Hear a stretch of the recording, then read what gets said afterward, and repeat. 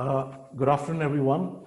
Welcome to this edition of the webinar. This webinar is around our series called Shaping the Next Normal.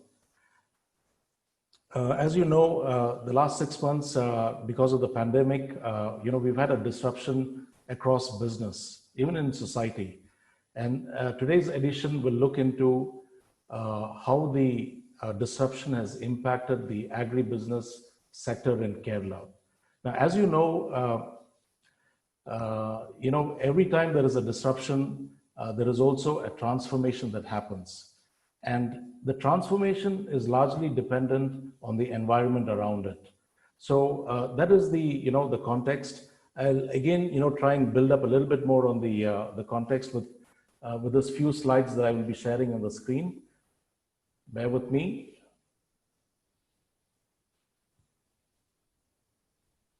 So this is, for some of you who are not, too much deeply aware of the Kerala agribusiness sector.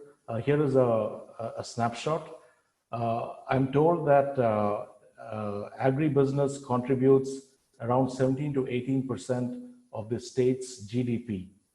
Kerala is the #1 producer of bananas. It's the #2 producer of tapioca, of quite a few items, sweet potatoes.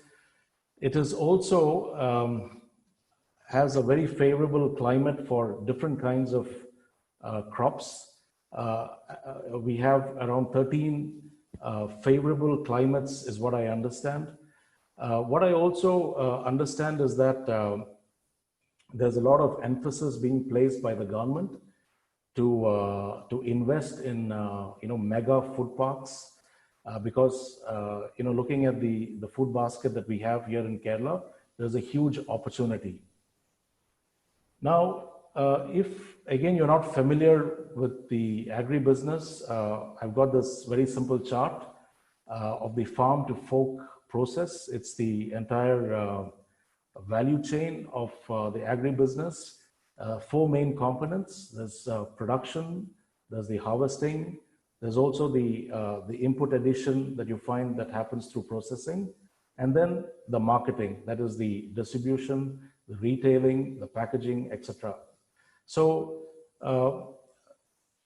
the panelists that we have for today will either speak or will either give an integrated perspective, or they will look into any specific domain that they are comfortable with.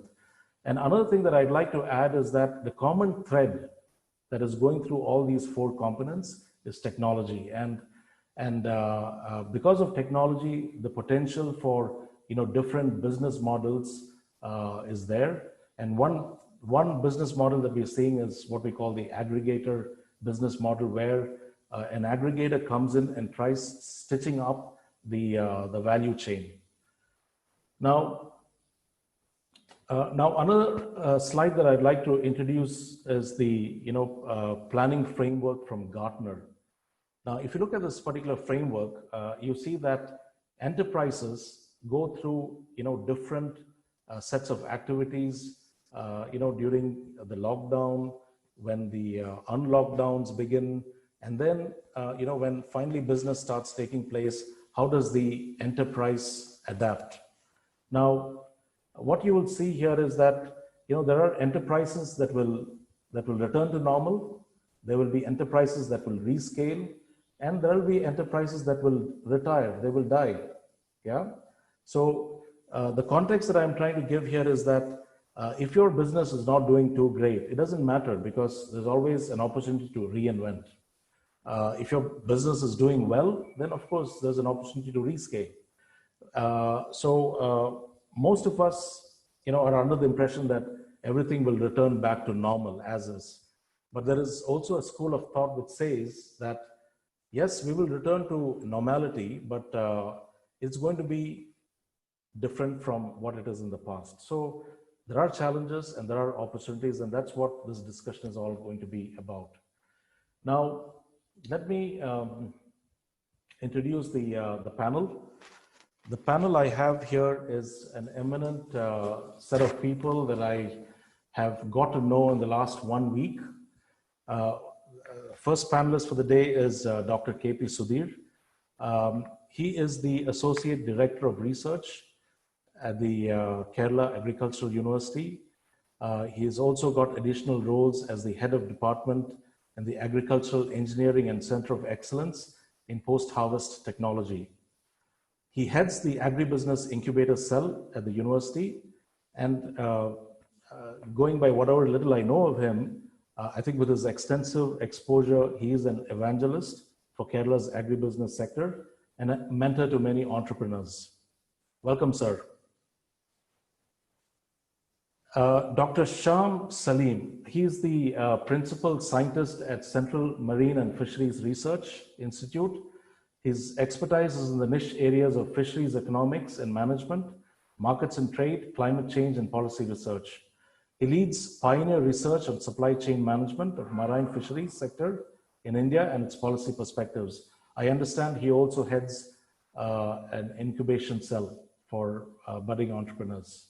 Welcome, sir. Mr. Subhash Koroth, he is the founder and managing director of Artocarpus Foods. He is an engineer turned entrepreneur who decided to make the modest jackfruit into an internationally aspirational food for vegans and non-vegans alike. He started the first jackfruit processing company in India, which has helped create a new business sector for processed foods and perhaps the trigger to get the jackfruit elevated as Kerala state's official fruit. Welcome, sir. Mr. Nitin Jo, our final panelist for the day, is the Deputy Director in the Marketing Department of Spices Board. His career has seen him in many roles within the Spices Board, and his primary focus is on spice exports, pan-India, and also in the promotion of Indian spices across the globe. Welcome to you, sir, Nitin. Yeah. So here is the the first question. I'll throw open the first question to our only entrepreneur in the panel, and that's Mr. Subhash. What has been your experience in the last 6 months? I mean, your business must have gone through some turmoil. Can you unmute? Yes. Yeah. Can you hear me? Yeah, of course. Go ahead. Good afternoon, all. First of all, I will tell you we are focused only for jackfruit. Yes. So we started only for jackfruit. We started our company in 2015 in Kannur. In that time, in the initial time, there is no competition or there is no other factory or there is no other processing center for jackfruit all over the India. So we grow well. We introduce so many products, and some products it's failed, some products it's good, and we grow well. And we done a good business last 5 years, 4-5 years. So I came to straight to this your question. It is what happened to the lockdown over last 6 months. Last 6 months means it's some starting from January this year, January itself. The business is it's reduced drastically because this virus is started in China and somewhere else. So many people are not traveling. So it is started affecting our business directly from January. So after 2 months, the lockdown came and we committed to close the factory the initial time because our staffs, our laborers, they can't able to travel the initial time, and we can't able to make the production. There is so many issues came because of food industry. We have struggled a lot because we have a sufficient stock. We keep the stock for the season. The April, May is our season. So we keep our stocks, it's get damaged. Personally, I can't able to come to my factory. I can't check my stocks. So there is so many damages came. It's affected. Initial time, that is also, I don't know what to do when this lockdown over and when we will start normal. That the initial 1 week or 2 weeks, I don't know. So then then what happened that time, this type of Zoom application, so many new application came, we started communicating with so many people. So maybe we came to know this pandemic is not over. Maybe it will come, it will be there in the market some 1 year or 2 year. So anyway, we want to come back to the normal, come back to market. So there is no order, there is nothing in the market. So what we do? So I think the existing products what we have marketed before, there is a very less chance to do the marketing after this pandemic, because this everything is going to change. So I decided to do research and manufacturing. Our manufacturing unit is we need to decide to do a new products, all new products. So I decided to stop the existing products, whatever the products we have done in last 5 years. We stop that products manufacturing and do a new products, complete range of new products. So I use these 2 months, 2 to 3 months at the lockdown period, and after that now is also we are the same process we are doing, because the existing product what we have marketed before, it is there is no market. Nobody was asking. It is very market is there, but there is a demand for new products. So we have done before jackfruit like vegan meat and barbecue, teriyaki, so many European flavors we mix with this our jackfruit, and we have done a very good job before this. So we develop new products in jackfruit, like meatball, burger patty, so like nuggets, sometimes some products like that. Nowadays, I realize there will be a market for these new products. Now I am start getting inquiries for the new products. So I'm very confident about these new products, because I can able to market this, so I can able to sustain. Because even I go with the old product, maybe this time is very difficult for me to go forward, because maybe I committed to shut down my factory or shut down my business because of this. So these new products, new innovation products, I started marketing online and started marketing with our existing clients and all. So they have started accepting this. So I decided to launch a new brand also. The existing brand, I just stop the existing brand and start with a new brand. So we have planned everything, and we are going with a new brand with all the new product. Within 1 or 2 months, we will launch all these products. This was we have done for last. This was happening in my life or in my industry. It was started last 6 months. If the COVID situation is not there, I didn't think about this. Maybe the existing product I run the same product, same like that. So because of this COVID situation, we developed this almost 10 more products we developed out of jackfruit. Some protein powder. So there is an exciting product. All are exciting. So I am also excited how this type of product. I don't think it is possible to make like this and all. So meatball, so many new products. This was happening last 6 months. Okay, so I think that's very it's inspiring to hear this change that has happened, and I think going by the model that I shared, it looks like you've reinvented your business because of these new products that you've added to your portfolio. Yes, right. Yes. Thank you. So the next question is to Dr. Sudhir. Are you there? Dr. Sudhir? Yeah. Okay. So Dr. Sudhir, I was reading in the newspaper that, the Kerala's agricultural loss in the first 2 or 3 months of the lockdown was around 1,500 crores. I'm sure you must have seen, the disruption that has happened in the agribusiness sector. So can you share, some of your understanding or insights, from the last 6 months? Yes, sure. Thank you, Professor George and the XIME team, and also my co-panelist, Dr. Shyam, Mr. Nitin, and my friend and entrepreneur, Subhash. Okay. So, as rightly pointed out, the COVID pandemic situation and this experience from Subhash Korath, of course, definitely, it is encouraging for the entrepreneurs, those who are listening to this session. And when we are talking about the production aspects, uh, mainly as in the beginning itself, in the introductory remarks, as Professor George mentioned about the production aspects in the production catchment and also the glut in the production catchments and a weaker supply chain and means we can say a broken supply chain. That was the main issue in the agriculture segment, actually, what we faced.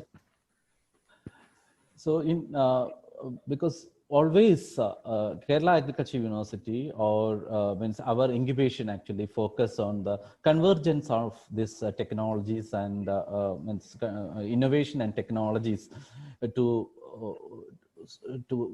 direct it towards the entrepreneurship. So how we can join these two, like innovation and technology, and that will help to the farmers to double the income of the farmers. That is the main prime motive of our incubation unit, or by the activities of the university.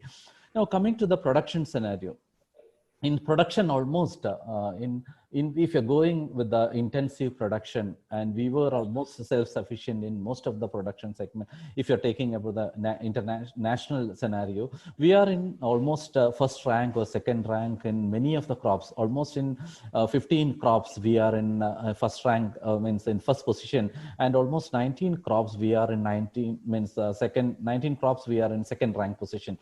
But though we are in production segment, it is almost self-sufficient.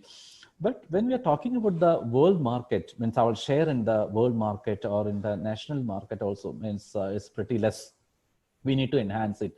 And this we faced, this severity actually we actually felt during this COVID pandemic scenario, and mainly because of the want of this properly designed absence of this properly designed supply chain.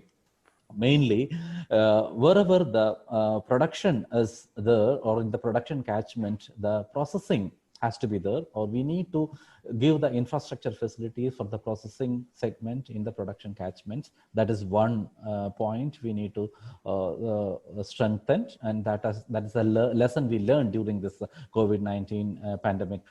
And another major issue what we faced was because of the means weaker supply chain or broken supply chain. So for this broken supply chain, to strengthen this section, actually what we require is proper storage practices, because to avoid this seasonal gluts, we require scientific management or scientific storage of the agriculture commodities. So what we require is, as everyone is talking about the cold chain, but the cold chain is literally, means practically means we are in practice only in the case of milk now, okay, and to some extent for the fish also. But for most of the fruits and vegetable commodities, which we have mentioned in your introductory remarks, a strong supply chain or the cold chain management is lacking, and that requires some scientific expertise also. Just like human beings, for crops also, they are comfortable with a particular optimum storage temperature, and we need to provide that optimum storage temperature throughout the storage or in the supply chain. So for example, pineapple, it is different, because what we faced was one of the major crop was the problem was in pineapple. And the pineapple optimum storage is 7 to 10 degrees centigrade. We are not supposed to keep it in the refrigerated condition or to extend the shelf life beyond a particular limit. Sometimes we may think that we can keep it at very low temperature so that we will get a better extension of the shelf life. So that is wrong. So individual crops has got optimum storage temperature. So such type of scientific management or scientific principle was lacking, and that was not penetrated to the stakeholders actually. So such fundas or such fundamentals of scientific management of post-harvest management practices is required, and that we found that is inevitable. And that actually that was again another lesson learned during this COVID pandemic. So to inculcate the practice of processing in the production catchment itself for making it self-sufficient, means to making our self-sufficiency in the rural area or in the rural sector, and that is one point is essential. And another one is actually storage practices, scientific storage practices within the production catchment, and that again it's another important point. And then strengthening of the post-harvest supply chain, or to repair this our broken supply chain, that is another point which we will need to strengthen. So I need to elaborate on this technologies actually. What I told, integration of this innovation and technology for the processing aspects and value addition of the post-harvest management aspect. I think that I will present during the second round. Okay. Right. So that's all from time being. Yeah. So the broken supply chain, you know, has thrown up some learnings. Yes. And maybe we will have a few round of questions around the broken supply chain. Next question to you or to Dr. Shyam. Again, I was, you know, I came across this newspaper article which says that, you know, we faced huge losses, 1,371 crores in terms of loss in the fishery sector. So what has been the, you know, the experience and the learnings in the fisheries segment in the last 6 months? You're on mute. Thanks, George, for inviting me, and also panelists. I have some senior colleagues from KU also, where I studied. Our lessons in fisheries has been quite unique this time, because fishery sector has got a lot of labor intensive work. Because of that, there was a lot of human wages which was not being given during the process. And this sector has got a potential of around 1.2 million tons. And now our production is somewhere around 8 to 9 lakh tons. So fish, when you are supposed to catch it, if you're going to miss it, you're not going to get it the next day. And because of which we wanted to understand what is the impact of COVID on that. So we tried to do an assessment of production, distribution, consumption losses. So we did a total loss estimate of around 2,000 crores actually. 1,300 crores towards the marine sector and around 700 crores for the inland sector. So this has been arrived at, but we were quite optimistic that the COVID impact is not going to be lasting for just 21 days. So when lockdown 1, 2, 3, we did an analysis for up to 60 days actually. So we did an analysis for 21 days, 30 days, 45 days, and 60 days. And we came across that there is going to be a loss of around 5,000 crores is the cumulative losses. So the cumulative losses arise on account of a couple of things. First is the production cycle. In the production, whenever a fisherman goes to the sea, he gets a batter. He gets a share of the total revenue. There was a lot of lower landings was there. Because of lower landings, there's a valuation loss. Then there was distribution loss because a lot of people are involved in the marketing sector, because marketing plays a very key role in the distribution of fish. So there was job losses in marketing sector. Then we export almost 10 to 15% of the total export from the country. So the current export is pegged around 45,000 crores. Our contribution comes around 7,000 to 8,000 crores. So this kind of export losses are also hugely affected. So we thought that the system is going to continue, but unfortunately, we were having a big splash of fish coming from the inland sector. So the inland sector contributes hardly 20% of the total fish in Kerala. And Kerala is a state where the demand-supply relationship of fish is quite known. We have a shortage of fish. 40% of the fish comes from other states. And also the consumption of inland fishes. I'm talking about the carps, the tilapia and all was comparatively low. But in the process of fishing not being done, it gave a chance for the inland sector to boost up.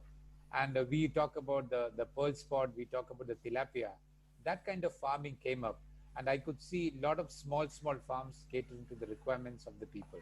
So in general, we found that the losses were huge, but it gave an opportunity for the inland sector to have a small boost during the process. Okay, excellent. Thank you.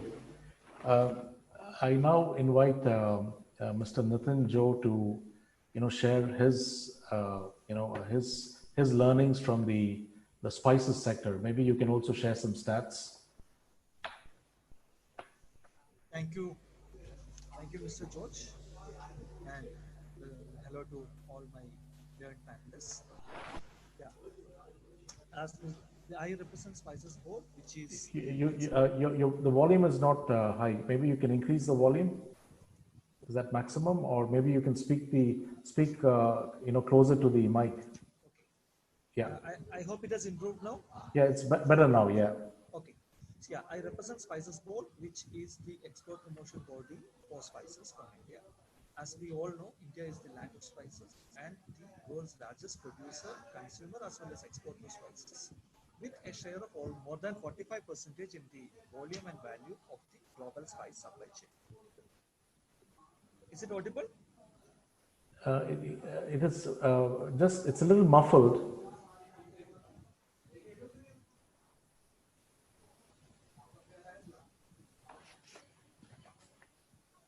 Yeah, I'll continue.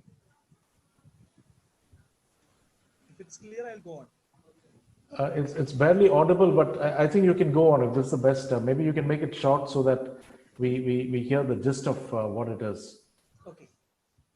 So, as far as like all the other sectors, even the spices export front was also initially hit due to the lockdown, wherein the processing the facilities couldn't operate.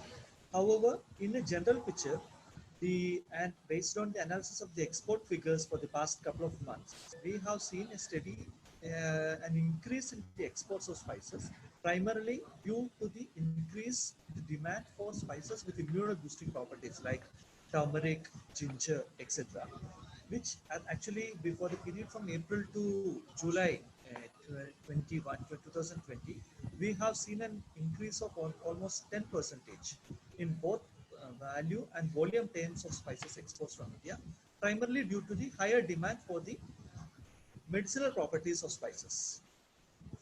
And as far as other learnings, other benefits of the other learnings of the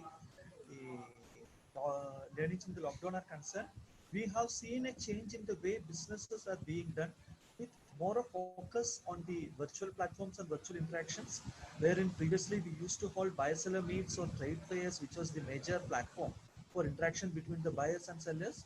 And of late, we have steadily and we have progressed to virtual buyer-seller meets, which has become the new normal as far as trade facilitation platforms are concerned. And we saw a lot of product innovations in the spice sector, particularly to tap the nutraceutical and medicinal properties of spices. And as such, despite the initial hiccups, the sector is going steady, and despite the COVID, the Indian spice sector in general scaled the ever-time high of $3 billion mark, $3 billion mark in the exports. So as such, yes, there has been a lot of impact, but still the sector is steadily progressing and is recovering to be on a progressive course. Thank you. All right, thank you. So, just to recap, I think there has been learnings in the last 6 months. There has been opportunities, and so the next thing is in the next round of questions. I again start with Mr. Subhash. Are you there? Yeah. So, Subhash, what is your advice, for future entrepreneurs? I mean, what is it that you would tell them? Because you've seen your business turning 360 degrees, or you've reinvented yourself. I mean, what is the advice that you would give them? Okay. Hello. Yeah. Is it okay? So I'm not a position into advice, but anyway, in my experience, I will tell you even we are going to start a new business. The finding a product that is very important. So what type of business we are going to start even in agri business also, find an innovative products. So there is conventional product is there because some companies are doing a much bigger volume maybe even, for example, curry masala or some any product, rice or any product, there is an existing companies are doing a very big volume, but we go with the same product into the market. That is very difficult to catch the market, but there is a very big volume is in the market.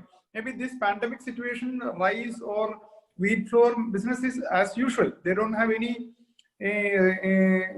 problem in the market because they have done their turnover, their volume well, as per my knowledge. But if we find an innovative product and innovative ideas, and we work hard for that ideas, definitely it will success. That is my experience is that, because I started this is an innovative product I started 5 years back. Now also I started with some innovative products out of jackfruit. So after this course, this is my experience. I can able to tell you, this is the any new entrepreneur is ready to start any business in agri sector or any sector. So do some innovative products or a different product from the conventional product. Okay, so just one question. I think there's one question from Mr. PC Syriac. He just wants to know, what were the products that you had, when you started your business? The initial time, 5 years back. Yeah. We have done the conventional product. The initial time, what we done is, so there is so many product we have doing in our home, because chakka variety, jackfruit juices, pickles, like that. Initially we started these products. Means in 2005. So we started manufacturing, we find machines, we customize more machines, and we place all these products nearby supermarkets, even Kannur, Calicut, some of the supermarket in Cochin. What happened is, the product is good, everything is good, like pricing is good, product is good, but the problem is even a pickle. So jackfruit pickle is good, but in the market we want to compete with the mango pickle or some other pickles. So that is a multinational company or very big companies is there for competing pickle, for competing juice. So I don't have any competition for jackfruit juice, but some other mango juice is there. So customer came to the supermarket and picked the mango juice or pineapple juice, and there is a big issue we face with jackfruit products initially in the supermarket. So then we just converted our business from B2C to B2B. Like then we started supplying pulp and some other products to ice cream manufacturer, juice manufacturer, bakeries and all. So then we start getting business. So that the initial product is like that. Then we started with the retort products. So these are help us, KVK from Tavanos. I met Sudhir sir, and he was the first person to help us to do the retort products. So we buy the technology from Agriculture University through Sudhir sir. Then we started retort products. Retort products are like jackfruit barbecue, jackfruit teriyaki, like European, and then we started export. Okay. That is the initial products we have done. Yeah. Thank you. So I'll ask Dr. Sudhir, to share some insights on what entrepreneurs can do going forward, considering we've been through a pandemic. There are probably new opportunities that has come up. Please go ahead. Okay, I think it is better to share my screen. I don't know whether can you. I can share. Can you see this? Is yes. it? Yeah. Is it visible? It is visible. Yes. Yes. Let me put it in the screen. Yes. As I am I clear? Audible? Am I audible? Yes. Because I'm not able to see in the screen. Yeah.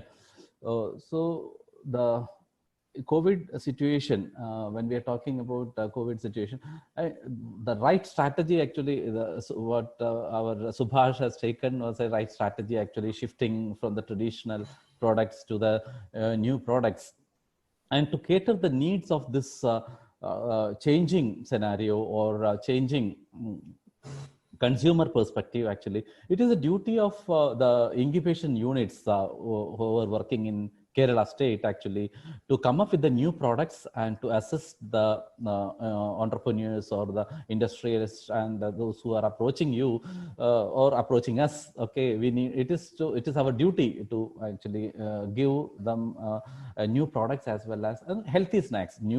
It has to be some innovation has to be there at the same time. Our ultimate aim is to create a healthy society. So to cater the needs of the industry and also without compromising the quality or the healthy aspects of the food. So in this aspect, actually, the agribusiness incubation set of Kerala Agriculture University working, and that is with the prime motive of this convergence of this technology and innovation to create the entrepreneurship. So we have developed some of the new technologies, and we will not be able to share everything here, but a few, because this is just, I will throw some light to the entrepreneurs who are listening to this session. So as we started our discussion, the problem was glut in the market because of during COVID pandemic situation.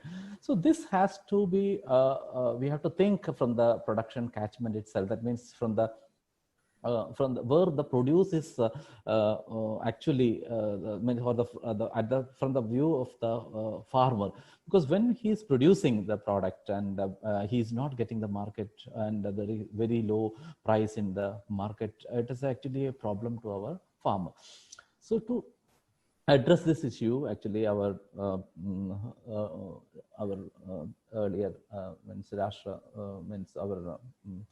Gandhiji also has mentioned about any development has to start in the rural sector, and similarly the programs also started later on. Our Abdul Kalamji, our late president, also started a session or program on Pura, providing urban amenities to the rural area. So all these programs actually to strengthen or to make self-sufficient our rural sector or in the production catchment. So for this, actually, we started many business incubators all over the country, and we all know that many of our incubation, nearly 500 incubators are available in our country now. But in Kerala state, when we are talking to the Kerala, again in Kerala, I think within Kerala itself, we have nearly 40, 50 incubators, technology incubators, but exclusively for agriculture and food purpose, we have nearly 12 business incubators in our state, starting from Trivandrum to Kasaragod. Okay, when it depends upon different ICR institute or state universities or agriculture universities. So total we have nearly 12 incubation center. So because though the startups has come booming from in 2006, it was around 2016 the startups was around 500, and now at the end of 2019 the startups in our country is around 70,000. So an exponential enhancement or increase in startups we can see. But though the startups are increasing exponentially, the agri sector, you can see it, the share is only less than 10%. So this is mainly because of the want of raw material availability throughout the season or the seasonal produce. Unlike the other produce, we can store it, and whenever we are getting the product at a lower price, at that time we can store it, and in agriculture produce it is not possible. So our aim, actually, agribusiness incubator of Kerala Agriculture University is actually to promote the agribusiness entrepreneurship, but converging the innovation as well as technological aspect, and to bring the society some healthy snacks or healthy product. Okay, and also gives to technology transfer of this such technology, and to assist them in marketing and packaging, marketing, what sort of the problem they are arising in future. So what is this novel products? So I will give you only few products. So one such product is actually vacuum frying products. Vacuum frying is actually an alternate to the normal frying. In normal frying is happening around 180 to 200 degrees centigrade. That fried oil can be used only once or twice. But of course, we know that how many times we are reusing the same oil. So that again, that is an unhealthy practice. And so we have developed a technology by which we can recycle the oil more than 70 times with on par with the fresh oil, and there is no production of carcinogenic component like acrylamide. Okay, so that is another beauty of this technology. And also the oil absorption in the chips will be pretty less compared to the normal chips. Normal chips will contain oil content around 25 to 30%, whereas in the vacuum fried chips the oil content will be almost less than 10%. So we can those who are having some issue with the health aspects, also they can consume some chips at least by using vacuum fried chips. And also it is a green technology by which the oil can be recycled almost 70 times, 55 to minimum 55 times, and maximum we have seen in some commodities we can store maximum go up to 70 times. And that is one technology. And also color retention. I will show you some slide in that you can see clearly distinguish between normal frying and the vacuum frying. Another technology that right now our friend Subhash told, one is retort pouch packaging technology, by which we can extend the shelf life of any commodity.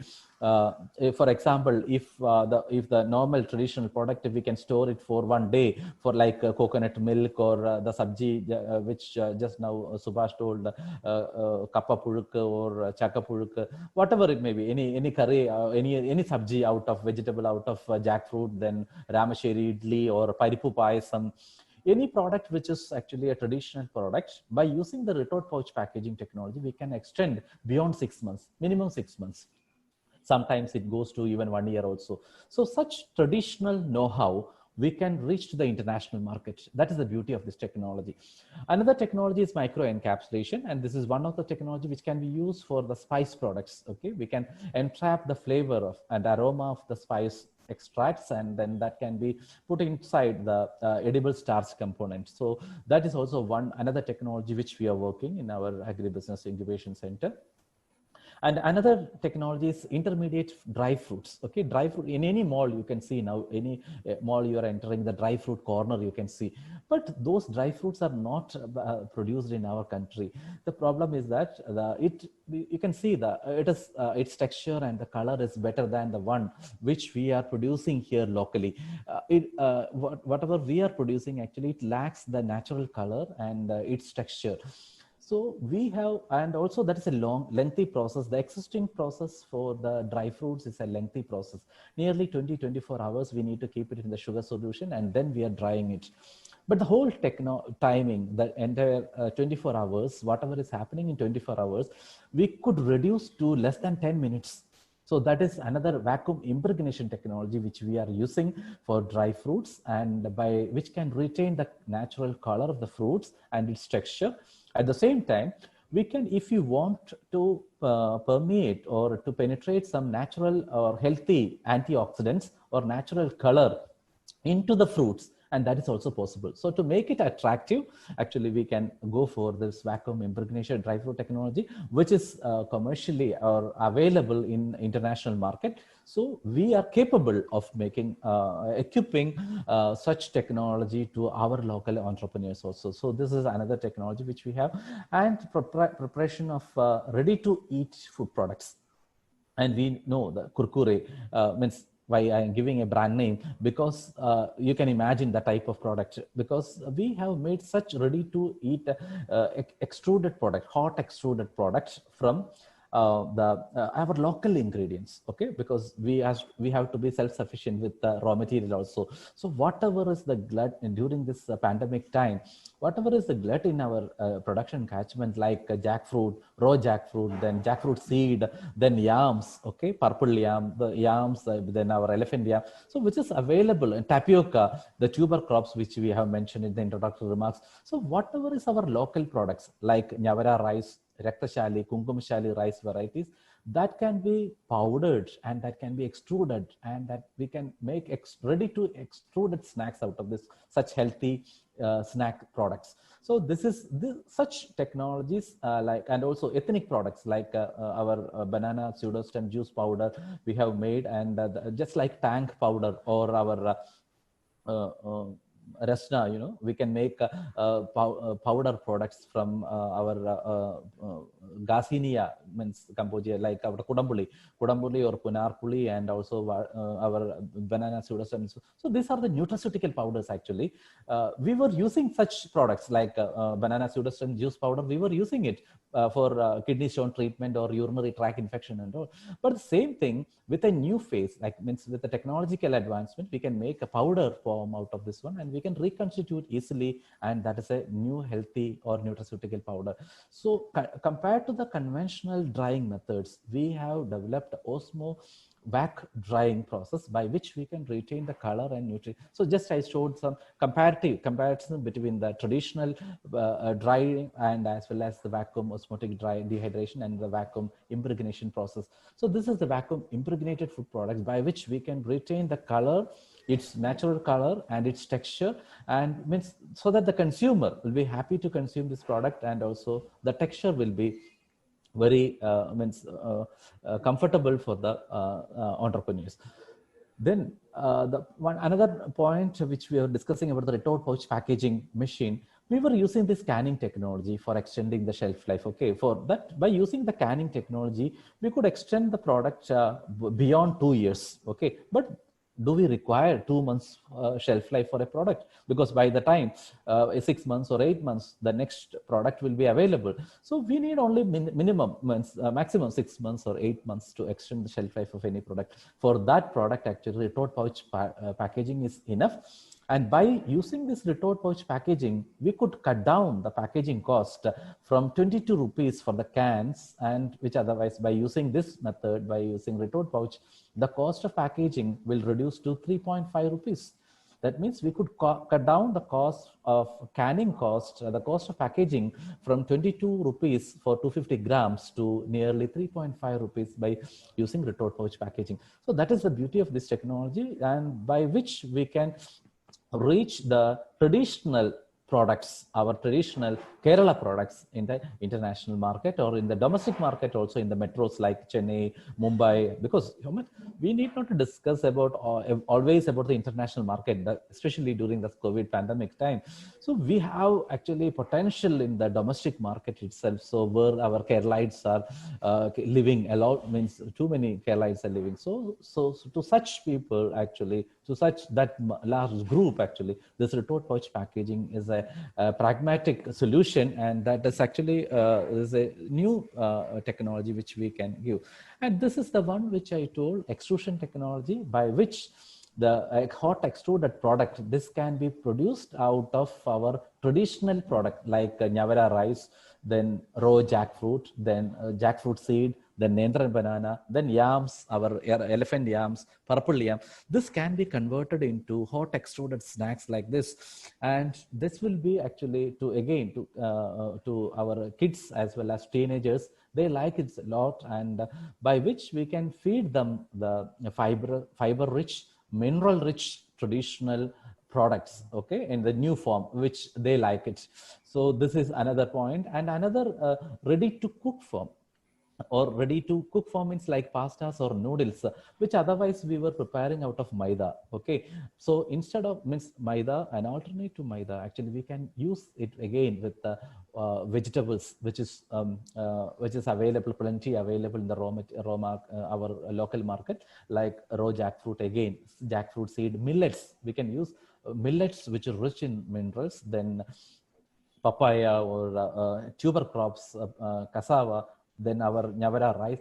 So see, whatever the raw material, those raw material, for example, if we are preparing a sabji, our kids or teenagers, usually they will take only the gravy part, isn't it? They will be removing the sabji part out of this one. So those items, actually what they are removing from the vegetable curry, that can be powdered and dried, and then that can be used for making pastas or noodles. Then if they are consuming the noodles or pastas in their 3-time meals, then also no problem, because it is having dietary fiber, it is dietary means minerals, vitamins, everything is available. So if they are even consuming the noodles or pastas or extruded snacks, many a times in the daytime. So there is no issue, and this is a healthy, ready to eat snacks, or the is ready to use product. Then our ultimate means aim is also to help the women friendly entrepreneurs or women friendly missionaries to support the entrepreneurs. In most of the industries, actually, you can see in the primary processing or the secondary processing, there are women groups that is operating, and when it goes to the sophisticated unit operations of the machinery, where there comes the male dominance. So we are giving capacity building to the women group actually to use this machineries, the sophisticated machinery. At the same time, to reduce the drudgery of the women group, actually we are developing small scale mini slicers, dicers, washers, then coating machines, then blanger come drying machine, because the blanger come drying machine, which I have shown the center part, is a highly versatile machine which can be used to dry as well as blanch. Earlier we were using two machines actually in the most of the processing industries. So this machine actually reduces the drudgery. At the same time, this is reduces space in the food industry. And this machine can be used even for the fruits and vegetable drying for making vattals. Then we can use it for snacks production, for idli making we can use, for vattapam making we can use. So whatever we are steaming it, for those processes also you can use it, this machine. And for products which we are going to dry it, again we can use this machine. So this is a highly versatile machine which can be used for drying as well as for steaming. So this such type of machines we are promoting. And this is another wonderful machine I have told, the vacuum frying machine, by which we can retain the color. This is actually jackfruit, ripe jackfruit, okay? Ripe jackfruit chips actually, which changes to brown in color when we are normal atmospheric frying. But the natural color is retained in the case of vacuum frying system that you can see here. And this is a comparison actually. When we are using the conventional frying, the ripe banana will changes to brown in color. That is because of the caramelization process.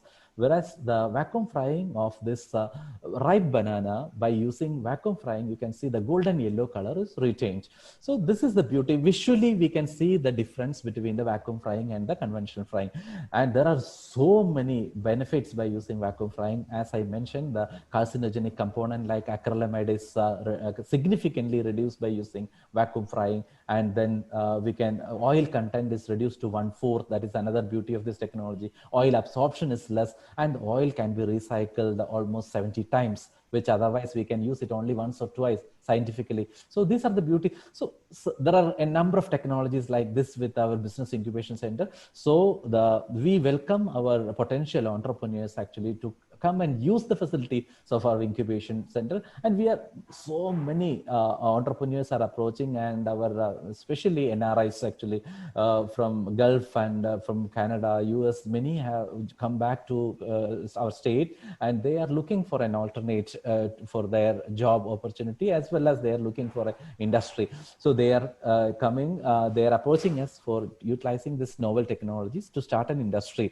So this apart from this one, so many other opportunities are the mini rice mill opportunity, and then rice based products, then jackfruit based products, pineapple based products. We are giving a number of training in all these things. Okay, so high pressure processing. So these are some of the novel technologies which is used for juice production by retaining the color and flavor and all the nutritious components. So this, I think, a number of technologies are we need not focus on this one, because we can give the opportunities actually. Now we are giving actually the hands-on training also in our incubation center for all the technologies which we have mentioned. And also in addition to this, we have many.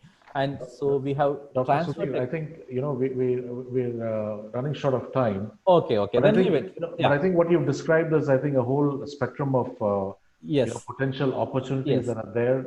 Yes. You're welcoming anyone to walk into your incubation cell. Exactly. And, I think that message is, yes. Okay. Right? Yeah, that is enough. Yes, finish. Yes. Yeah, and I'm done. Yeah. And I think, the best part is, as an academic person and, looking at, the potential that is there in food processing, I think it's tremendous opportunities that are there. And if the audience would like to ask any specific questions, please put it in your Q&A remark. I think there are a few questions already that have come in. We will take those questions as we go along. Okay, okay. Those who are interested, of course, they can, all the details are given in my textbooks. That is why I have mentioned this one. Okay, those who are interested, I will give the in chat box. Okay, Yeah. thank you. Thank you, Yeah, Dr. we'll Sudhir. go to, we'll go to the you, next Dr. one, and I am here. Yeah. Yeah. So can you just come out of your screen, or am I the only one seeing the screen? Yeah, if you can just, Yes. okay, great. Yeah. Thank you. Yeah. So Mr. Nitin, Joe, where do you see the potential going forward in the spices sector? The spices sector, hello, Yeah. am I audible now? Yeah, you're audible, yeah. Great. Yeah. The spices sector going ahead, the potential lies primarily with new innovations, particularly non-conventional applications. Like between us, we all know, maybe without a scientific backing, the number of people who have started using spices, maybe turmeric milk or turmeric and pepper powder, hot water with turmeric and pepper powder, every day has increased exponentially. Amongst my close circle, I observed that has increased exponentially after the COVID pandemic situation. Likewise, it's just a reflection of the global scenario. New product innovations, and particularly by tapping the medicinal values, medicinal properties of spices. We know, though our total, we all know from our grandma's knowledge, which has been transferred over years, that spices have good immunoboosting properties, and there is a lot of market potential to be, which is still untapped, particularly with respect to the nutraceutical applications and health benefits of spices. And to add on to that, in the global front, we have been talking about food safety and quality for quite some time these days. And the COVID-19 pandemic situation has added on to the health consciousness of the global buyers. And for exporters, the buyers have, it has been observed that the buyers are more relying on quality certifications as a credibility of the practices, or as a credibility or as a testimony for following good practices across the processing chain. Okay, so do you think that, is this new habit of consumption of spices? Do you think it's a fad, or do you think it's a larger trend going forward? We from still till date now we have been almost, it has been almost 6 months after the pandemic has hit us in a big way. But till date, from the export returns and export figures as well as the market feedback, it is going strong. It's quite strong. Okay. It's quite strong. Okay. So this could then have turned into a habit, and we can see steady growth in this in the consumption. Yes. Yeah. All right. Okay. Thank you, Dr. Sham. Are you? Yeah. Now can you hear me? It's much better now. Yeah. Thank you. See, in the case of fisheries, what we have seen is we had a stage where there was no fishing, 80% of fish wasn't coming. So then all of a sudden the fish demand was to be catered by the supply from the domestic sector. So all of this resulted in increased domestic supply, mostly from the inland sector. And also we started having fresh fish coming in. So when the COVID lockdown was in place, the people were not allowed to fish, the mechanized and the motorized were not allowed to fish. Only the traditional sector was fishing. So, and then we started getting fresh fish. That is one of the best things which happened during the recent times. And the second thing, the small and marginal farmers who used to have the crabs, the tilapia, the pearl spot, the small fishes, which the people colloquially tell as mixture fishes, which are very small in numbers, which doesn't have a lot of icing, which are being caught and transited with the shortest possible time. These small scale sectors also started operating well.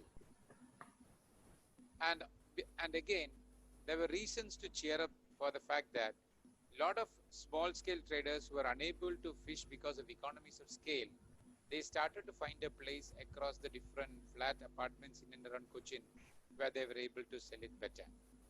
Plus the generous support by the government in having auction free, and also the money lenders or the traders were not in place, all leading to better opportunities for better fish marketing. So in general, it is believed that 40% of the fish prices are taken up by the marketers, and because of no or null marketing, the fishermen, the producer share of the consumer's rupee was on its high. leading to better efficient marketing and quality fish. But remember again, fish was not available in plenty. The price of fish has gone up, but then the people had a feeling that they were paying higher prices for better quality fish. Okay. So I have a few questions. I mean, cold storage, fish, being a perishable item, what is the incentive for someone to set up a cold storage?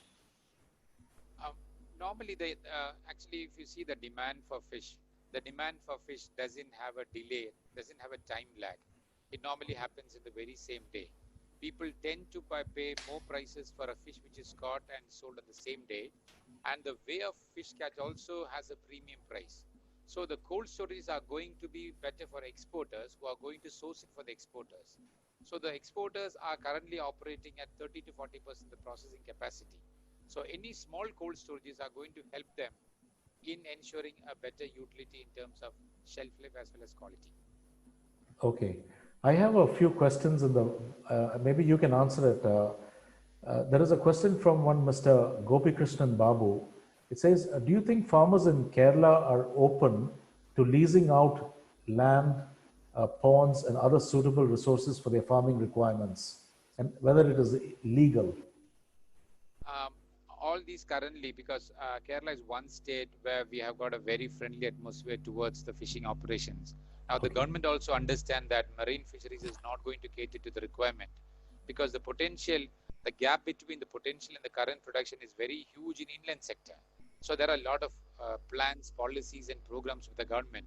Some of them could be the Matsya Keralam, the ADAC, the Aquaculture Development Agency of Kerala, and also the contribution by Kavil, Aqua Venture International Limited. There are a lot of supportive organisms in that particular case. But one small thing which still acts as a deterrent to have an agriculture farm converted to aqua farm is people are not sure whether if they are going to again take it back to agriculture, it may not be as productive. So even though we have large water bodies available, converting an agriculture farm into an aquaculture farm may not be lucrative. But on the other side, we have got reservoirs, lakes and all, where we are talking about cages, pens and different structures, which could lead to having more water, and the perenniality of water is also being taken care well. So with the kind of support, I think that there are a lot of options for small scale fisheries to open up. You could see some of the cage culture experiments which are done by CMFRI, which has got up to 100 man days of labor is being provided in a period of around 2 to 3 months. Okay. So I have, two questions. I think this is, for Mr. Nitin. Here is, one question from one Mr. Deepu Varghese. He says, how can we find buyers for organic ginger and turmeric? And what are the value-added products that we can make out of it? Hello. Yeah. Now, during the pre-COVID era, the major platform for interaction between buyers and sellers used to be the international trade fairs, which currently have come to a standstill. So in this, to plug this gap, from our side, Spices Bowl is coming up with is organizing a lot of buyer-seller meets, virtual buyer-seller meets, both domestic as well as international, which the details of which can be shared with the necessary interested stakeholders so that they can come on board. And when it comes to organic value-added products from spices, we have an entire array of value-added products. Like I had been to BioFac, which is the world's largest organic trade fair, purely organic trade fair, wherein we could find that across sectors there are applications of organic products, and like from into value-added products and other edible items, as well as ingredients in specific food items. Okay. Thank you. I hope this answers your question, Mr. Deepu. The other question I have is from Mr. Sanuj. He's got a farm in Wayanad, and he wants to know how does he, whom does he get in touch with, if he wants any incubation help to be done for some of his ideas? I hope this question is to me. Yeah, it is to you. Yeah. When it comes to the export related aspects, Spices Board would be his one-stop solution. Mr. Sudhir, should he get in touch with the Kerala Agriculture University because he needs some incubation help? Yes, yes, he can come. He can utilize our facility. Facilities, okay. Yeah, he can utilize the He can facility. But utilize. if it is exclusively on spices, it is better to go to another incubation at Calicut itself. And that is with our Indian Institute of Spices Research. So we have actually many, geographically actually the business incubators are positioned at different districts. So he can, he can go to IISR Calicut, okay, which is located at Merikunda. Okay, okay. Thank you. All right, so one more question for Dr. Shyam. Is there any legal or quarantine issues if I take pearl spot seeds to UAE? Pearl spot seeds to UAE? We should take the permission from the government to do that. There are quarantine issues actually. You need permission from the government? You're not so audible. We need to take permission on the same because it is not permitted. It is not permitted. Okay, okay. Because the introduction of exotics has created a lot of problem. You might be knowing that tilapia even is an exotic breed. Initially it was not allowed because it's a prolific breeder. Once when you put tilapia and other fish, tilapia will consume the total area and only it will be available. So there are issues related to that. Okay, okay. All right. So I think, we've, gone beyond our time, which is, it's around 4:10. So maybe at this point, I will, conclude. I think there are a lot of queries, for contact numbers. Yeah. So I think, we will, look at those queries. We will ask you, and then if required, we will, share the contact number. But what Dr. Sudhir is saying is go to Facebook, go to the Kerala Agricultural University page. I think you can, you can join the community there. There's a lot of discussions that happen. Any of your queries can be answered in that. And likewise, if you go to the different portals, I'm sure there will be some kind of assistance that you will get. On that note, what I'd like to, first do is thank all the panelists for, taking their time off and, being with us and, helping, a larger ecosystem understand the agribusiness. Because here at, being a management school, we're more technology or IT oriented and we've, in a way, not, neglected the agribusiness sector. And that's something that, going forward, we would like to engage more. So, it's nice knowing all of you. We will be in touch going forward. To conclude, I'd like to just say this, COVID has disrupted. And just looking at the example of Subhash, I would take that as the way forward. He's reinvented himself. Yeah.